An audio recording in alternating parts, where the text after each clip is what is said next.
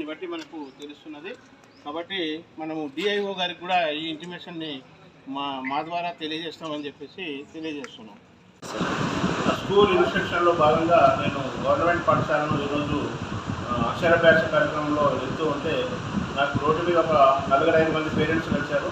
ఇక్కడ శ్రీ చైతన్య స్కూల్ ఎక్కడైనా నన్ను అడిగారు. అడిగినప్పుడు నేను స్కూల్ అనేటువంటి ఎక్కడ లేదని చెప్పేసి అన్నాను. వాళ్ళ యొక్క ఇన్ఫర్మేషన్ ప్రకారం స్కూల్లోకి రావడం జరిగింది.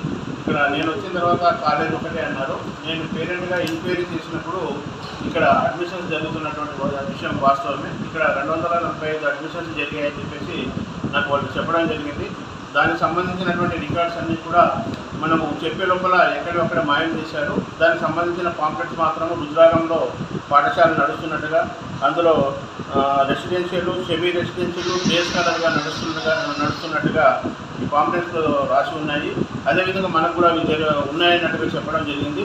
అందులో భాగంగా రెసిడెన్షియల్ అయితే 1,90,000, సెమీ రెసిడెన్షియల్ అయితే 1,80,000, డే స్కాలర్ అయినట్లయితే 1,60,000గా వాళ్ళ ఫీజులు నిర్ణయించుకొని ఆ రకంగా తీసుకున్నట్టుగా నాకు నేను చేసిన ఎంక్వైరీ ప్రకారం తెలిసింది.